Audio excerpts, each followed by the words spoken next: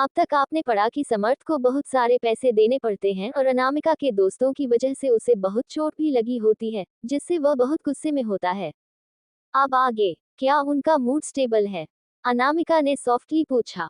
उनकी तबीयत बिल्कुल ठीक है, वह बस तुम्हें बहुत मिस कर रही है। वह हमेशा नज से उनका फोन मांगती रहती है ताकि तुम्हें कॉल कर सके, लेकिन नज उनसे हमेशा उनसे यही कहती है कि तुम हमेशा उनसे मिलने आती हो और अगर वह थोड़ी ज्यादा देर तक होश में रही तो तुम लोग जरूर मिल पाओगी।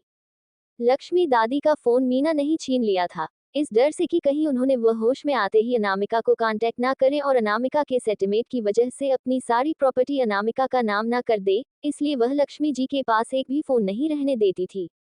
मैं कल उनसे मिलने आ रही हूँ। अनामिका की आवाज बिल्कुल शांत था। अच्छी बात है, एक बहुत सीरियस केस भी है यहाँ पर, तुम क्या चल मेरी मदद कर सकते हो उसमें? श्योर। कॉल कट होने के बाद उसे मीना के बहुत सारे मैसेज मिले। तुम कितनी घटिया लड़की हो, मेहता परिवार ने तुम्हारे इतने सालों तक बड़ा किया है मगर तुम में एहसान नाम की कोई चीज ही नहीं है। युविका बस तुम्हें सही रास्ते पर लाने की कोशिश कर रही थी और तुमने अपने दोस्तों से कहकर उसे पर अटैक करवाया। देखो तो वह कैसी हो गई है। मैं कहती हूँ अभी के अभी घर आकर उसे माफी मांगो सिंसियरली। शायद मीना मेहता को अनामिका की तरफ से कोई जवाब तुरंत नहीं मिला, इसलिए उसने और भी कई सारे मैसेज भेजा अनामिका को इंसल्ट करते हुए। मेहता परिवार ने इतने सालों तक तुम्हें बड़ा करके अपने सारे एयरपोर्ट्स वेस्ट किए हैं। अगर हमने एक कुत्ता बड़ा किया होता तो कम से कम वह हमारे घर की रखवाली करता, तुम तो एक कुत्ते से भी बदतर हो। अगर मैं तुम्हारी जगह पर होती तो मैं तुरंत घर जाकर युविका से माफी मांगती और उसकी माफी मांगने के लिए कुछ भी करती। मैं तुम्हें बोल रही हूँ कि अभी के अभी वापस आओ। क्या तुम्हें मेरी बात सुनाई दे रही है? इतने सारे मैसेज की बात कर अभी अनामिका ने सिर्फ एक लाइन का जवाब दिया, क्या तुम्हारा दिमाग खराब हो गया है? ये मैसेज भेजने के बाद अनामिका ने उस अकाउंट को ब्लॉक कर दिया और वह शॉवर लेने के लिए जाने लगी सोने से पहले। ठीक उसी वक्त उसे रीना की आवाज से बाहर से सुनाई दी, मिस अनामिका क्या आप सो गई है? बड़ी मैडम आपको नीचे बुला रही है उसको पीने के लिए। अनामिका को भूख नहीं लगी थी, मगर वह अपनी माँ को इनकार नहीं कर सकती थी, इसलिए वह नीचे चली गई। उन्हें ऐसा लग रहा था कि उनके बच्चे बहुत ही समझदारी से बड़े हो रहे हैं। सीता जी ने भी मुस्कुरा कर कहा, नताशा तुम्हें इन सब चीजों में करने की और या फिर परेशान होने की कोई जरूरत नहीं है। पहले उन्हें नहीं पता था कि वह उनकी बायोलॉजिकल बेटी नहीं है और ओबरॉय परिवार ने हमेशा ही उसका अच्छा से ख्याल रखा है और 18 सालों तक एक साथ रहने की वजह से उनके बीच में एक अजीब सा रिश्ता बन गया है। इसलिए वह रिश्ता खून के रिश्ते के अचानक आ जाने से फीका नहीं पड़ने वाला था। भले ही वह उनकी बायोलॉजी बेटी नहीं थी, लेकिन पहले की तरह ही उसे प्यार और ओबेडियंटली बिहेव करते हुए देखकर और उनके लिए इतने छोटे छोटे जेस्चर करते हुए देखकर सीता जी काफी अच्छा फील कर रही थी। जैसे यह उन्होंने अनामिका को नीचे आते हुए देखा, वह मुस्कुराकर बोली, आओ अपनी मॉम के बगल में बैठो अनामिका, यह मशरूम सूप नताशा ने पर्सनली बनाया है। नताशा ने अनामिका को एक बाउल सूप दिया और फिर अपना सूप लेकर बैठ गई। नताशा कितनी है थॉटफुल है, वह अपनी बहन से कितने अच्छे से बिहेव कर रही है। सीता जी ने अनामिका को प्यार भरी नजरों से देखा और कहा, जल्दी से पी लो, गर्म है तब तक। अनामिका ने एक स्पून में सूप लिया और अपने मुंह को तक लेकर आई। तभी उसमें से एक जानी पहचानी खुशबू आई। हम सीड्स। इस तरह की सीड्स को अक्सर कॉन्स्टिपेशन ठीक करने के लिए इस्तेमाल किया जाता है, मगर तभी अचानक उस सूप में से अनामिका को किसी और चीज की सुगंध आई। कॉटन टिरेगेट है। उसकी स्मेल को महसूस करके अनामिका के चेहरे पर मुस्कुराहट आ गई। क्या वह लोग डायरिया करने की कोशिश कर रहे हैं?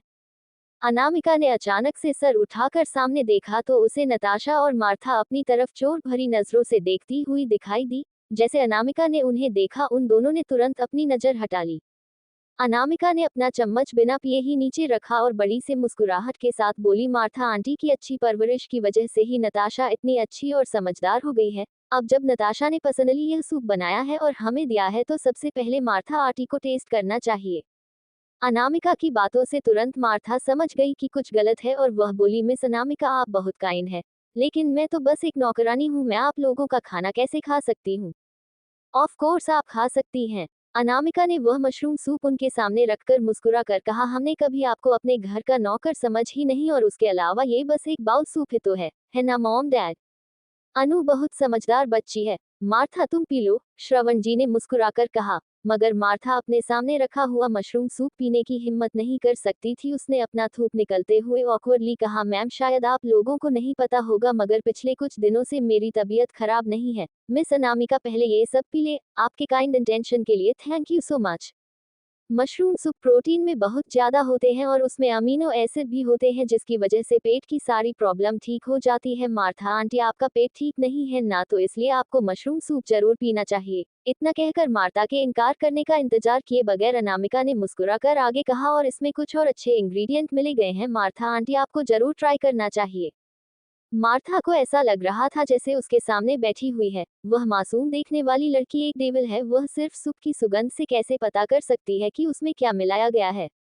मार्था आंटी, क्या आपको लगता है कि वह स्पून मैंने थोड़ी देर पहले छुआ था इसलिए वह गंदा हो गया है, इसलिए आप नहीं पीना चाहती?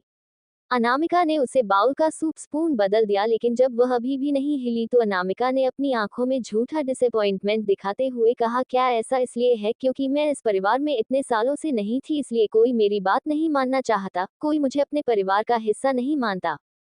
मार्था, श्रवण जी ये बिल्कुल बर्दाश्त नहीं कर सकते थे कि उनकी प्यारी सी बेटी यहाँ अपने ही घर में अकेला फील करे, इसलिए वह जल्दी से बोले, अगर अनामिका चाहती है कि तुम पियो तो तुम पियो, वह सिर्फ एक बाउल सूप ही है। अनु, ज्यादा मत सोचो, तुम्हारी बात यहाँ कोई क्यों नहीं कोई मानेगा। सीता जी ने उदास होकर कहा, शायद ऐसा इसलिए क्योंकि मैं घर बहुत लेट से आई हूँ। सब लोग नताशा की बात बहुत सुनते हैं, यहाँ तक कि देखिए ना, मैं तो अच्छी इंटेंशन के साथ उन्हें कुछ खाने के लिए दे रही हूँ मगर फिर भी वह लोग नहीं ले रहे हैं। और अनामिका की यह बातें सुनकर श्रवण जी और सीता जी को तुरंत कुछ रियलाइज हुआ। हाँ, इस घर के हाउसकीपर नताशा के साथ बहुत लंबे समय से हैं और नेचुरली वह लोग नताशा की बात ही ज्यादा सुनेंगे। उनकी बेटी को जरूर अकेला और बुरा फील होता होगा। इस बारे में सोचकर सीता जी ने अपना मन बना लिया, उन्हें कुछ नए हाउसकीपर को हायर करना होगा। वह अपनी मासूम बच्ची को और परेशान होते हुए अपने ही घर में नहीं देखेंगे। नताशा, तुम क्यों नहीं ट्राई करती मार्था आंटी को मनाने का? अगर मार्था आंटी सचमुच नहीं पीना चाहती तो तुम उनके लिए पूछ लो, वह भले ही मेरी बात ना सुने लेकिन वह तुम्हारी बात तो सुनेगी ना। अनामिका की यह बात सुनते ही नताशा का चेहरा सफेद पड़ गया और उसे डर था कि उसकी स्कीम उस पर ही भारी पड़ जाएगी। अब जब मिस अनामिका इतनी काइंडली बिहेव कर रही है तो मैं जरूर पीऊंगी। मार्था समझ गई कि अब वह उसे सूप को पीना अवॉइड नहीं कर सकती क्योंकि अगर उसे नहीं पिया तो अनामिका वह सूप नताशा को पिला देगी, इसलिए उसने कहते हुए हाथों से वह स्पून उठाया। उसे पिता हुआ देखकर अनामिका ने मुस्कुरा कर कहा, ये बात हुई ना मार्था आंटी, बताए कैसा है उसका टेस्ट? कुछ स्पून पीने के बाद ही मार्था अजीब सा फील करने लगी, मगर उसने फिर भी फोर्सफुल मुस्कुराहट के साथ कहा, ये बहुत अच्छा है। तो फिर आपको और पीना चाहिए। थैंक यू आपकी काइंडनेस के लिए मिस अनामिका, मगर एक बाउल काफी है, मैं और नहीं पी सकती। इस मशरूम सूप में बहुत सारे अच्छे इंग्रेडिएंट्स हैं, आप इतनी मेहनत करती है हमारे लिए, आपको सूप पीकर अपनी एनर्जी बनाए रखनी चाहिए। थैंक यू आपके कंसर्न के लिए मिस। मार्था बहुत ही कंफ्यूज फील कर रही थी। फाइनली अनामिका ने उसे 2 बाउल सूप पिला दिया और सब खत्म होने की थोड़ी देर बाद वह जल्दी से कोई बहाना बनाकर वहां से भाग गई। अनामिका बहुत अच्छे से जानती थी कि उन 2 दवाइयों को मिलने से तुरंत डायरिया नहीं होता है, मगर आधे घंटे बाद उसे पीने वाला इंसान बहुत बुरी तरह डायरिया से परेशान हो जाता है। वह दोनों दवाइयां इतनी स्ट्रांग थी कि उसमें डायरिया पिल्स भी काम नहीं करती थी। उन पर मार्था पक्का बुरे वक्त से गुजरेगी। अनामिका ने सर उठाकर नताशा की तरफ देखा जो ऑकवर्डली अपनी नजर इधर उधर घूमने लगी और हड़बड़ाहट में उसने अपना मशरूम सूप भी गिरा लिया। क्या तुम ठीक हो नताशा? सीता जी ने पूछा। एक मैन जल्दी से नताशा की मदद करने के लिए सामने आई तो नताशा बोली, मैं ठीक हूँ। अनामिका, तुम कितनी प्यारी बच्ची हो, तुम हमारे घर के हाउसकीपर्स के भी कितनी केयर करती हो। श्रवण ने अनामिका की तारीफ करते हुए कहा, लेकिन तुम्हें भी याद से खा लेना चाहिए। बिल्कुल डैड। अनामिका ने अपने लिए दूसरा सूप निकला और धीरे धीरे पीने लगी। वही नताशा रेस्टलेस हो गई और जल्दी ही बहाना बनाकर वहां से भाग गई। वहीं दूसरी तरफ समर्थ, जो अभी अभी घर पहुंचा था, जैसे ही वह लिविंग रूम में आया उसे काउच पर अपनी पेरेंट्स गुस्से में दिखाई दिए। समर्थ के डैड और गुस्से में अपना कंट्रोल खोने ही वाले थे, लेकिन अपनी बेटी को चोट लगा हुआ देखकर और कपड़े गंदे देखकर वह हैरान हो गए। अब उन्होंने पूछा, क्या हुआ तुम्हारे साथ? किसने किया तुम्हारे साथ यह? उनका हमेशा साफ सुथरा रहने वाला बेटा पूरी तरह से बुरी हालत में था। उसकी व्हाइट शर्ट पर खून और शराब के दाग लगे हुए थे और उसके हाथ पर चोट लगी हुई थी। मैं ठीक हूँ। समर्थ ऊपर जाना जाता था, सावर लेकर ना जाता था ताकि वह आज जो कुछ भी हुआ उसे भूल सके। रुक जाओ वहीं पर। समर्थ की मां ने उसे रोका और उसकी चोटों को देखते हुए गुस्से में बोली, क्या तुम आज रात युविका के साथ बाहर नहीं गए थे? क्या खरीद कर दिया तुमने उसे? तुमने इतने सारे पैसे कहाँ खर्च किए और देखो किस हालत में हो तुम। इस वक्त थोड़ी देर पहले क्लब के बिल भरने के लिए समर्थ के पर्सनल सेविंग्स काफी नहीं थे। इसलिए उसने अपने पेरेंट्स के दिए हुए इमरजेंसी पैसों से वहां के बिल को पूरा किया और इस बात की खबर उसके पेरेंट्स को तुरंत लग गई मैसेज के जरिए। तुम अभी तक उसके मंगेतर भी नहीं हो और तुम ऑलरेडी उसके ऊपर इतना खर्चा कर रहे हो और यहाँ तक कि तुमने उसके चक्कर में अपनी यह हालत बना ली है। अभी देखो अपने आप को कितनी बुरी हालत में हो तुम, इस तरह तुम्हें देखकर लोग गुदा समझ लेंगे। मिसेज परमार बहुत गुस्से में थी, वह बोले जा रही थी, अगर तुम अनामिका में इंटरेस्टेड होते तो मुझे समझ में आता है। उसका ठंड और अजीब सा चार्ज में है, मगर उसमें क्या दिखाई देता है तुम्हें? क्या तुम्हें उसकी अजीब सी हरकतों में प्यार आता है? मोम, मैं थका हुआ हूँ। समर्थ कुछ और नहीं कहना चाहता था, इसलिए वह ऊपर चला गया, जिससे समर्थ की माँ और गुस्सा हो गई और बोली, देखो उसे कितना बदतमीज हो गया है, उसे लड़की के साथ रहने कर। ऑल राइट, शायद उसके साथ कुछ हुआ है, उसे थोड़ी देर के लिए अकेला छोड़ दो, कोई उसके लिए दवाएं लेकर जाओ, समर्थ के डैड बोले। लेकिन जैसे ही उसने अपनी वाइफ को किसी का नंबर डायल करते हुए देखा तो पूछा, क्या कर रही हो तुम? मुझे जानना है कि आज रात क्या हुआ है।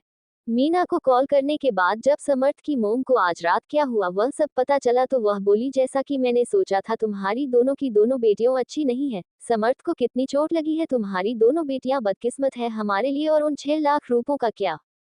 6 लाख रुपए? मुझे कोई आइडिया नहीं है कि तुम क्या बात कर रही हो। मीना मेहता उनकी बातों से कंफ्यूज हो गई। समर्थ बस अनामिका की क्लासमेट की पार्टी में गया था, उसके साथ ही क्लास में पार्टी 5 लाख रुपए खर्च करवाती है। मेरा बेटा की अभी तक तुम्हारी बेटी से शादी भी नहीं हुई है और तुम लोग अभी से उसे एटीएम की तरह ट्रीट कर रहे हो, जिससे तुम लोग जब चाहे जितना चाहे पैसा निकाल सको। मैंने सही ही सोचा था, तुम्हारी बेटी की परवरिश बिल्कुल अच्छी नहीं है। मिसेज परमार, क्या आप प्लीज थोड़ी रिस्पेक्ट से बात करेंगे? क्या आप ये कहना चाहती हैं कि मेरी बेटी अच्छी लड़की नहीं है? तो मैं अभी भी समझ नहीं आया कि मैं क्या कहना चाह रही हूँ। मैं आज तुमसे क्लियरली कहती हूँ, परमार परिवार में युविका के लिए कोई जगह नहीं है और आज रात जो 5 लाख रुपए खर्च हुए हैं वह ब्रेक ऑफिस के तौर पर समझ लो और आज के बाद समर्थ को कभी कांटेक्ट मत करना। आगे कहानी में क्या होगा जानने के लिए पढ़ते रहिए और कमेंट और लाइक जरूर कीजिए। अब तक आपने पढ़ा कि नताशा और मार्था मिलकर अनामिका के सूप में कुछ मिलाकर उसे पिलाने की कोशिश करती है, मगर अनामिका वह सूप मार्था को ही पिला देती है। अब आगे ऐसा कैसे बोल सकती आप? मीना आगे कुछ बोल पाती उससे पहले ही मिसेज परमार ने गुस्से में फोन कट कर दिया। समर्थ के डैड जो बगल में ही खड़े थे वह बेचैन हो गए। समर्थ किसे पसंद करता है यह उसका मामला है और उसके अलावा हमारे दोनों परिवारों के बीच में सगाई तय हुई है। क्या कर रही हो तुम? मैं ये सब लक्ष्मी आंटी को कैसे एक्सप्लेन करूंगा? उस लड़की ने एक ही रात में हमारे परिवार के 5 लाख रुपए खर्च कर दिए। कोई भी इस शादी के अगेंस्ट होगा और उसके अलावा लक्ष्मी आंटी के पास अपने मामले हैं संभालने के लिए, वह इन सब में नहीं पड़ेगी और वैसे भी वह युविका को पसंद नहीं करती है। मगर तुम एंगेजमेंट इस तरह नहीं तोड़ सकती। कितनी साल की है युविका?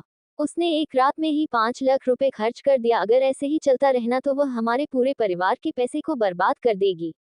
वहीं दूसरी तरफ मुझे बहुत गुस्सा आ रहा है। गुस्से में बौखलाई हुई मीना सोफे पर बैठ गई। उसने युविका को बताया और जोर देकर पूछा कि क्या हुआ था, लेकिन जब उसे पता चला कि आज रात की खर्च 4 से 50 लाख के बिल हुए थे जिसे समर्थ ने दिया था तो वह हैरान हो गई। तो इसका मतलब है आज समर्थ को बहुत पैसे खर्च करने पड़े हैं, तभी मैसेज परमार इतने गुस्से में है। वही अगली सुबह अनामिका ऑफिस के लिए तैयार हो रही थी, तभी उसने मार्था को बाहर से आते हुए देखा। वह बहुत ही कमजोर देख रही थी और उसने एक बैग पड़ा हुआ था जिस पर फार्मेसी का नाम था। उसने पक्का कुछ online anti diarrhoea medicine order की होगी। उसका चेहरा पीला पड़ा हुआ था, वह पक्का पूरी रात परेशान रही होगी। अनामिका को नीचे आता हुआ देखकर मार्था ने जल्दी से वह बैग छुपा लिया और अनामिका से दूरी बनाते हुए फोर्सफुल मुस्कुराहट के साथ बोली, गुड मॉर्निंग मिस अनामिका। इतना कहकर वह जाने ही वाली थी, तभी उसे अनामिका की आवाज सुनाई थी, रुक जाओ। मार्ता डरते हुए वहां खड़ी हो गई। भले ही उसने बहादुरी दिखाकर अनामिका से आंखें मिलाने के लिए अपना सर उठाए, मगर वह अपनी आंखों में डर नहीं छुपा पा रही थी। क्या तुम्हें पता है कि मैं कल रात तुम्हें एक्सपोज क्यों नहीं किया? अनामिका की आंखें बहुत ही डिप थी।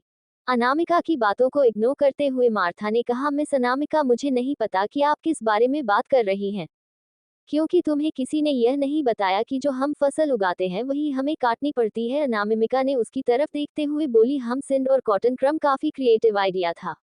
मिस अनामिका, मुझसे गलती हो गई। मार्था ने उम्मीद नहीं की थी कि अनामिका को इंग्रेडिएंट्स के नाम भी पता होंगे, इसलिए उसने माफी मांगते हुए कहा, प्लीज मुझे दूसरा मौका दे दीजिए। अनामिका ने सख्त एक्सप्रेशन के साथ कहा, अगर तुम मेरे घर में मेरे पेरेंट्स के लिए 18 सालों से अच्छे से काम नहीं कर रही होती तो मैं तुम्हें बहुत पहले ही एक्सपोज कर देती। उसकी इस बात का मार्था कोई जवाब देती है। उससे पहले ही अनामिका ने आगे कहा, तुमसे ये सब कुछ गलती से हुआ या फिर तुमने जानबूझकर किया उससे मुझे कोई फर्क नहीं पड़ता और ना ही इस बात पर से फर्क पड़ता है कि तुम अगली बार क्या करोगी। मगर याद रखना, मैं तुम्हें दूसरी बार नहीं छोड़ूंगी, मैं तुम्हें दूसरी बार नहीं छोड़ूंगी।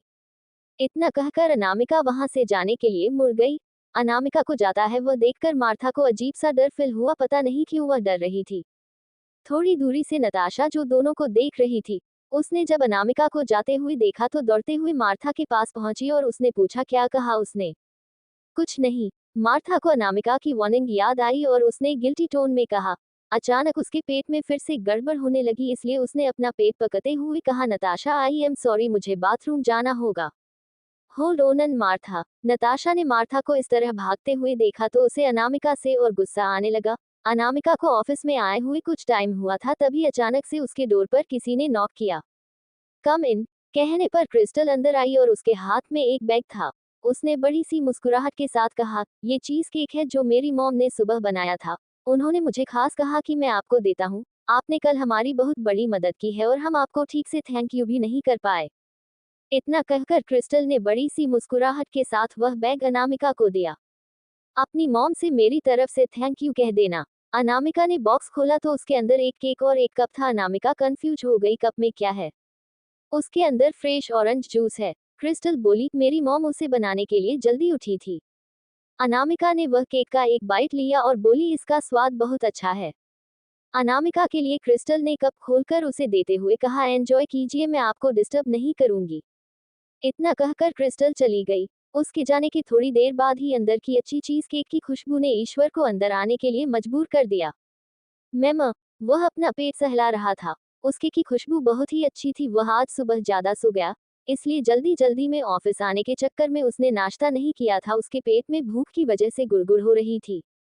क्या तुम्हें कुछ चाहिए? अनामिका ने एक आईब्रो उठाते हुए कहा। हाँ, ईश्वर ने उसकी तरफ उम्मीद भरी नजरों से देखते हुए कहा, इस उम्मीद से कि शायद अनामिका कुछ शेयर करेगी। ले लो। अनामिका ने उसे बचा हुआ केक ऑफर कर दिया। ईश्वर ने खुश होकर वह केक खाया और वह बहुत ही टेस्टी था। ठीक उसी वक्त अनामिका का फोन वाइब्रेट होने लगा। उसने स्क्रीन की तरफ देखा तो उसे पता चला कि फोन पियानो संगठन की तरफ से था। मैम, मैं आपको डिस्टर्ब नहीं करूंगा। ईश्वर को पता था कि अनामिका बिजी है, इसलिए उसने बहाना बनाया और खुद चला गया। अनामिका ने फोन उठाया और पूछा, क्या बात है? Miss Kapoor, piano award ceremony है पैरामाउंट थिएटर में। कुछ ही दिनों में हम सोच रहे थे कि अगर आप हमारे लिए विनर को अवार्ड खुद हाथों से दे तो। दूसरे तरफ की आवाज में थोड़ी हिचकिचाहट थी। अगर आप अवार्ड देंगे तो हमारे कंटेस्टेंट को काफी इंकरेजमेंट होगा और स्पेशली तब जब पिछले 3 सालों से कोई भी बिग शॉट हमारे अवार्ड फंक्शन को अटेंड करने नहीं आया है। अनामिका के विक्रांत दादाजी, जिन्होंने उसे म्यूजिक सिखाया था, वह कभी इस तरह के छोटे मोटे कंपटीशन के अवार्ड सेरेमनी अटेंड नहीं कर सकते थे। यहाँ तक कि इंटरनेशनल कंपटीशन लोग के वालों ने भी उन्हें कई बार बुलाया था, मगर वह कभी भी नहीं जाते थे। भले ही अनामिका जैसी हाई प्रोफाइल और मिस्टीरियस लड़की का भी आना थोड़ा मुश्किल था, मगर फिर भी उन्होंने उम्मीद लगाई हुई थी। वह आगे बोले, मिस अनामिका प्लीज मना मत कीजिएगा। क्या आप एक बार इस बारे में सोच के देख सकती है? अगर कंटेस्टेंट ने सुना कि आप आ रही हैं तो वह और मेहनत करेंगे, उनके लिए आपका आना बहुत मायने रखता है। National piano competition. अनामिका ने सोचा, पहले प्राइज नताशा को मिला है, दूसरा युविका को। उसे पब्लिक में जाना इतना पसंद नहीं था, इसलिए वह बोली, देखती हूँ मैं। अनामिका की तरफ से ना में जवाब नहीं आया, जिसकी वजह से दूसरी तरफ वाले इंसान को थोड़ी उम्मीद मिल गई और उसने खुश होकर कहा, यह अच्छी बात है, हम आपके जवाब का इंतजार करेंगे। वही लंच टाइम में अनामिका देवांश के साथ लंच करने के लिए बाहर नहीं गई, बल्कि वह डायरेक्ट काम खत्म करके हॉस्पिटल के लिए निकल गई। अनु, तुम फाइनली यहाँ आ गई। राघव, जो अपने ऑफिस में लंच कर रहा था, उसे देखते ही उसने तुरंत पूछा कि उसने खाना खाया है या नहीं। जब राघव को पता चला कि अनामिका ने कुछ नहीं खाया है तो उसने जल्दी से अपना खाना बंद किया और तुरंत कैंटीन की तरफ भागा अनामिका के लिए कुछ लेकर आने के लिए। अनामिका उसे बोलना चाहती थी कि वह परेशान ना हो। उसने पहले से ही डिसाइड कर लिया था कि लक्ष्मी दादी से मिलने के बाद वह कंपनी के कैफेटेरिया में ही कुछ खा लेगी और यह भी चेक कर लेगी कि वह लोग का हिल लाथिन में क्या और कैसे बना रहे हैं। लेकिन राघव को डर था कि वह शर्मा रही है और उसे भूख लगी होगी, इसलिए वह तुरंत उसका खाना लेने के लिए भागा। जब वह अनामिका और लक्ष्मी जी के वार्ड में पहुंची तो उसने उनके हाथों पर एक पतला सा ब्रेसलेट देखा। वह गिफ्ट था जो उसने अपनी पहली कमाई से अपनी दादी को खरीद कर दिया था। जब भी वह होश में आती थी वह उसे ढूंढने लगती थी और उसे अच्छे से हाथों में पकड़ कर सोती थी। अनामिका उनके बेड के साइड में बैठ गई और जेटली उसके हाथों से वह ब्रेसलेट निकलने लगी और उसे हराने तब हुई जब उसकी हलचल की वजह से बेड पर लेटी हुई लक्ष्मी जी ने धीरे धीरे अपनी आंख खोली। अनु तुम हो? लक्ष्मी जी ने अपने सफेद बालों और बुरी आंखों से अनामिका को देखते हुए कमजोर मगर एक साइड आवाज में कहा, तुम फाइनली आ गई। दादी कैसी है आप? अनामिका बोली। लक्ष्मी जी की आंखों से आंसू बहने लगे और वह बोली, इतने दिनों से सोने के बाद फाइनली मुझे मेरी प्यारी पोती की आवाज सुनाई दे रही है। आपकी बॉडी अभी तक ठीक नहीं हुई है, आप ज्यादा देर तक जगे हुए मत रहिएगा। अनामिका ने उनके आंसू पोंछकर बेड थोड़ा सा ऊपर किया और एक पानी का कप देते हुए बोली, पहले पानी पी लीजिए। ओके। लक्ष्मी जी ने अनामिका का दिया हुआ पानी का गिलास लिया और पीने के बाद आना मिलकर साफ हाथों को पकड़ते हुए बोली, क्या मीना और उसकी गैंग ने तुम्हें परेशान किया? अनामिका ने एक छोटी सी मुस्कुराहट के साथ कहा, बिल्कुल नहीं। कुछ दिनों पहले जब मैं उठी तो मैंने सुना कि वह तुम्हें और तुम्हारे बायोलॉजिकल फैमिली के पास भेज रही थी। तभी तो मेरी तबीयत इतनी बिगड़ गई उसे बारे में सोचकर ही। लक्ष्मी जी गुस्से में कांपने लगी, जिसे देखकर अनामिका ने तुरंत उन्हें शांत करते हुए कहा, दादी माँ उदास मत हुई, मेरी बायोलॉजिकल पेरेंट्स बहुत अच्छे हैं। सचमुच? बिल्कुल। अनामिका ने जेटली मुस्कुराकर कहा, क्या मुझे देखकर लग रहा है कि वो लोग मुझे अच्छे से बिहेव नहीं करते? लक्ष्मी जी अपनी एक्सपीरियंस आंखों से देखकर बता सकती थी कि अनामिका ने जो भी कपड़े पहने हुए हैं वह काफी महंगे हैं। भले ही उन पर किसी ब्रांड का लोगो नहीं था मगर उनके डिजाइन और कपड़े बहुत अच्छे थे और यहाँ तक कि उसने एक बहुत ही खूबसूरत गले में क्राउन टाइप का लॉकेट पहना हुआ था। उस लॉकेट को देखकर वह थोड़ा हैरान हो गई। उन्हें वह लॉकेट कुछ जाना पहचाना लग रहा था, जैसे उन्होंने उसे कहीं पहले देखा हो, लेकिन ज्यादा सोचने के बाद भी जब उन्हें नहीं याद आया तो उन्होंने उसे बात को वहीं छोड़ दिया। और उसके अलावा अनामिका के हाथ पर एक खूबसूरत बटरफ्लाई ब्रेसलेट था जो काफी महंगे डायमंड से बना हुआ लग रहा था। पक्का उसकी बायोलॉजिकल फैमिली बहुत अमीर होगी। लेकिन जब भी लक्ष्मी जी सोचती थी कि उनकी ये स्मार्ट और प्यारी सी पोती उनका अपना खून नहीं है, उन्हें बहुत दुख होता था। और यहाँ तक कि उस हार्टलेस मीना ने भी इतनी अच्छी बच्ची को घर से निकाल दिया बिना कुछ सोचे समझे। दादी माँ, अगर आप इसी तरह हर दिन मुझे ढूंढने लगी उठने के बाद और आपको कोई परेशानी हुई तो मुझे आने में भी डर लगने लगेगा। अनामिका की बात सुनकर लक्ष्मी जी ने हंसकर अपने आंसू पोंछते हुए कहा, ऐसा मत बिहेव करो, जब भी तुम्हारे पास टाइम हो तो मुझसे मिलने आना, वरना मैं तुम्हें हमेशा मिस ही करती रहूंगी और मुझे नहीं पता होगा कि मैं तुमसे कहाँ अगर और कब मिलूं। अनामिका ने हंसते हुए कहा, चिंता मत कीजिए, जब भी मुझे वक्त मिलेगा मैं आपसे मिलने जरूर आऊंगी। भले ही तुम मेरी बायोलॉजिकल पति नहीं हूं मगर मैं तुम्हें हमेशा अपना ही माना है। मैं तो तुम्हारी शादी भी देखना चाहूंगी। अनामिका ने मुस्कुरा कर कहा, तो फिर आपको उसके लिए थोड़ा इंतजार करना होगा। मुझे इंतजार करने से कोई फर्क नहीं पड़ता, कम से कम तुम्हें एक ऐसा इंसान मिलना चाहिए जो सच में तुमसे प्यार करता हूं, तो फिर मैं आराम से भगवान के पास जा पाऊंगी। लक्ष्मी जी ने प्यार से उसका हाथ थपाते हुए कहा, अगर तुम्हारे बायोलॉजिकल पेरेंट्स तुमसे अच्छे से बिहेव ना करें तो मुझसे छुपाना ना। एक बार मैं ठीक हो जाऊं तो तुम मेरे साथ मेरे घर पर आकर रह सकती हो। उसे घर में सिर्फ हम दोनों रहेंगे, हमें उन लोगों के साथ रहने की कोई जरूरत नहीं है। अनामिका जानती थी कि वह मेहता परिवार में इस जिंदगी में कभी नहीं लौटने वाली थी, मगर फिर भी वह बोली, मैं जरूर आपके साथ और वक्त बताऊंगी।